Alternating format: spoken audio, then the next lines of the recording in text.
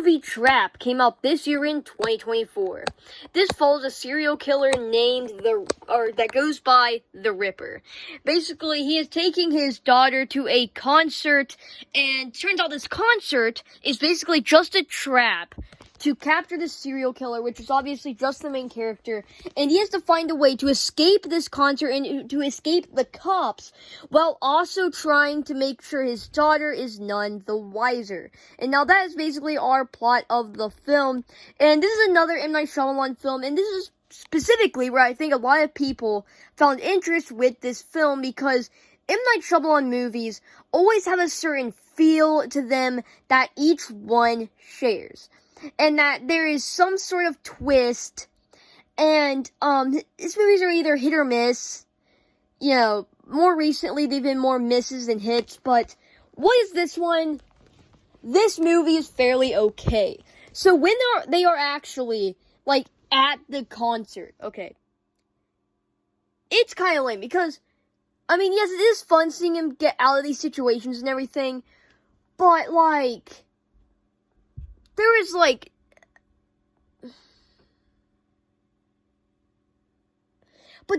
way too much time just spent on M. Night Shyamalan's daughter singing. And now, I'm not saying that wasn't important to the film. I'm just saying they spend what feels like forever just on M. Night Shyamalan's daughter just singing the whole time, when they could spend more time showing the Ripper actually escaping the concert. Oh, and not to mention that a lot of the time, they don't show him escaping. They show him in one area, okay? And then they skip to another area. For example, at one point he's in a limousine surrounded by people, alright? And somehow nobody knows that he got out of the car, walked down the street a little bit, and left. Even though the cops already said they're going to try their best to control the crowd because this is an important situation, that's not what they do, though. Alright, so, like, there is, like, no logic in this movie. Still, it is quite enjoyable if you just don't think about it too hard.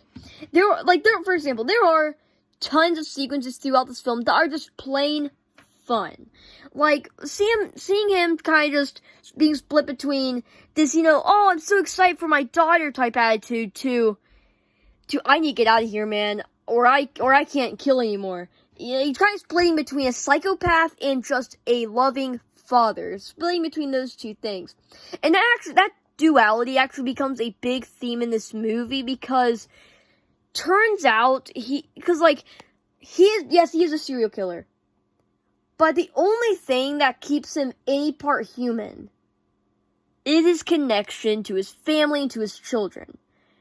Without that, he is just 100% just a monster. He is just the Ripper 100%.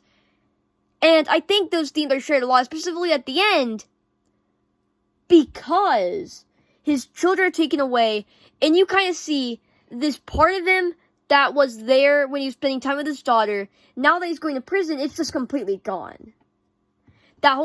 Basically that one piece of him that was still any bit human is gone at the end. And I think that's really cool.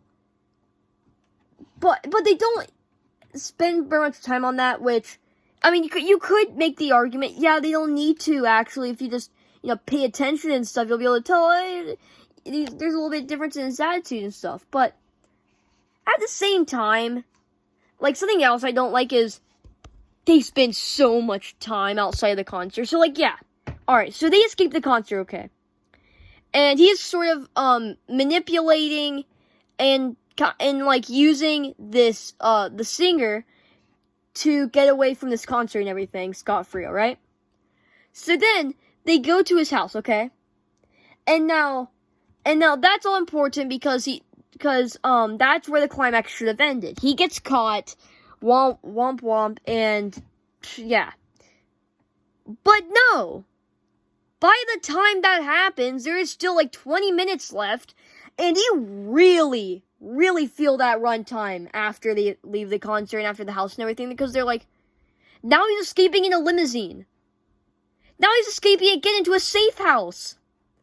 Now he's getting arrested finally. And like it's horrible. They should not have spent that much time after the concert.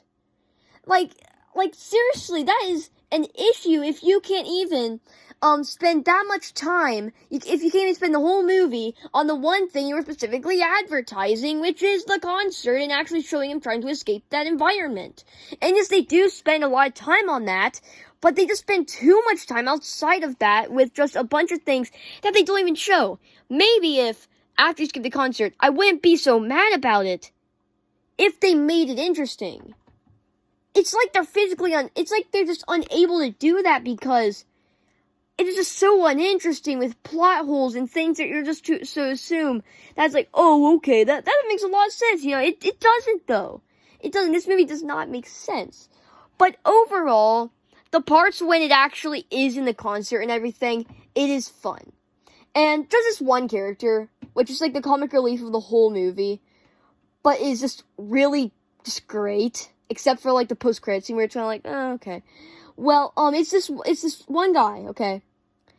And he's basically, the Ripper's source of information during this whole thing, because he's able to, like, deceive him into thinking he's a normal guy that just is just unaware of everything, is just innocent, you know, this innocent father that's just a little bit curious. And so he tells him all the information, and at one point it looks like he's about to kill this guy, but then he's like, be careful not to cut yourself, and he just closes the knife and just hands it back to him, just the box cutter or whatever. Like, I mean, he knows that, like, okay, this guy's kind of chill. I don't think I should kill him. He's pretty cool. And, like, this character is, like, he's, like, really good. And then they have a post-credit scene with him where he figures out, I basically am the reason that the Ripper escaped. Dang, I feel bad now. But, like, there's so many opportunities with that. Even my dad pointed this out after we left the theater. There's so many ways they could have gone with this that they just choose not to. Lazy writing, I guess. I don't know. But, yeah, so the Ripper is by far the best part of this movie. Just seeing how he reacts to these situations and how his personality changes throughout the movie. And, yeah, he's just amazing. It's just great.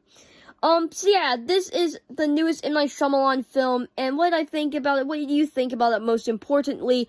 If you guys enjoyed this video or any of my other content, please consider subscribing, and I'll see you in the next one. Goodbye.